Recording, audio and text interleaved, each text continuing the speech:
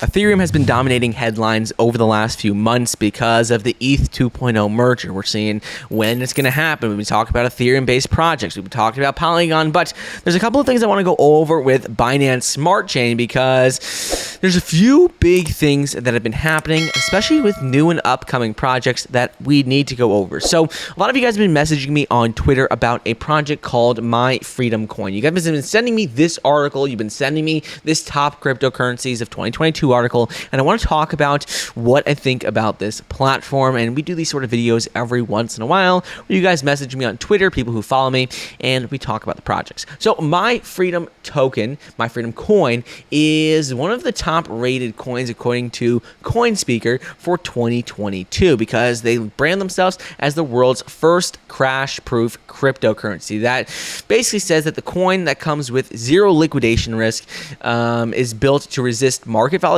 ensuring consistent returns to investors. And I think the reason why this has become one of the top coins on this list, why CoinSpeaker ranked it in the same list as ApeCoin, USDC, StepN, and Earthlink. The reason why I think it's been put in this list is because a lot of people are concerned about volatility, downside risk during this market. We've seen a lot of people lose significant portions of their crypto holdings over the last few months and really last year because of volatility of the market. For example, if you put in, let's say, $1,000 into Bitcoin, December 12th, 2021, it would be down 60%, down even more than that now. If you put $1,000 into Ethereum, you're down over 50%. If you put $1,000 into Solana, you're down well over 80%. But with this token, it has actually done really well since December 2021. You would have actually been up 1,500%. Yes, it was a very small project at the time, but still, regardless of that, with all the mechanisms they have in place, with what the project has been doing, that is why I think it was ranked one of the top ranked projects on CoinSpeaker's top 5 ranked cryptocurrencies for 2022. So let's talk about it. My Freedom Coin is a DeFi platform built on the Binance Smart Chain ecosystem.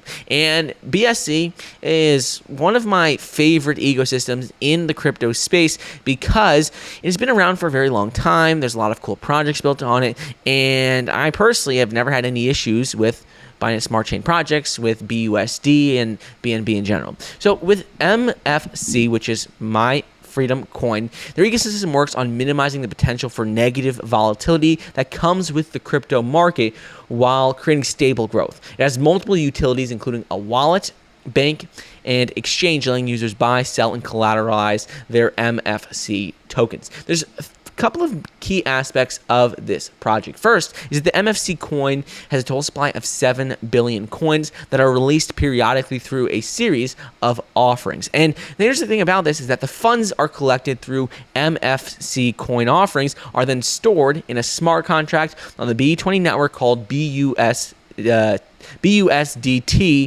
which is the BUSD treasury. This is the aspect of the project that really helps to create value long term because BUSDT guarantees that all coins in circulation will not fall below floor price, which can only stay the same or increase over time. This is like creating a base level price for the coin. And as they continue to sell tokens and they continue to have coin offerings over time, that helps to drive up the price. So that is something that is pretty cool.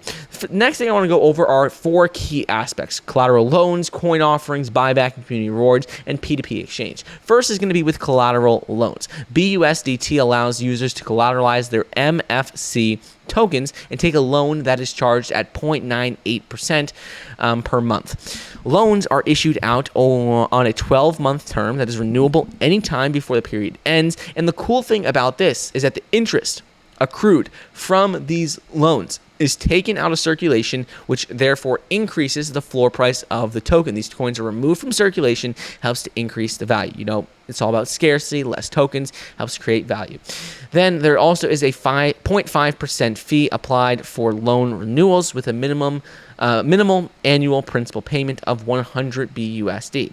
Second thing is going to be with coin offerings. Coin offerings are the coins that were taken out of circulation and are being resold, or new coins that are sold in the market. Over time, like I said, there are a total of 7 billion tokens for the total supply, 7 billion coins. But the cool thing about this is that every time they have a new coin offering, it's sold at 2x the floor price, which helps to create value consistently long term, because every time there's a new coin offering, it helps to drive up that floor price of the overall project. And when you look at the project's history over time, you could see every time they have a coin offering, for example, like early December till January, when they had that coin offering, it increased from just around 2 cents per coin up to right around 11 cents per coin. Then, as they continue to have more offerings and more use of the ecosystem, it's consistently increased over time. And next time they have a coin offering, it's going to do the same thing, where it increases again, a big jump again. But you can see the value of the token has never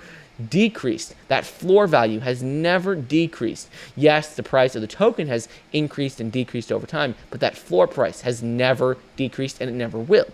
Third thing I want to go over is going to be with buyback and community rewards. Community rewards are generated by trading license fees, because right now, MFC, their platform, is an invite-only exchange where you can buy, sell, trade cryptocurrency, but it is invite only. And the cool thing about this is that 90% of the trading license that people pay to actually be able to trade on the platform is distributed amongst members who have invited users to MFC, while remaining 10% goes to a smart contract called buyback that buys MFC and that's taken out of circulation to increase floor price. So again, another way to increase that floor price. And the last thing is P2P exchange.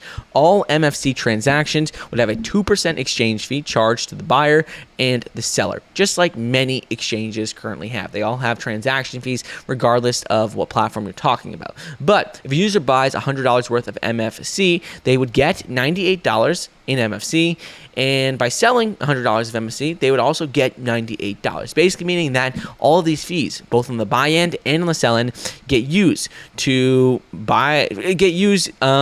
take out of circulation. So that amount gets taken out of circulation, thereby increasing the floor price. So ultimately, there's a lot of interesting things going on with this project. In my opinion, it is still extremely early on. Yes, it has been around for over 6 months now. Yes, its value has increased over time.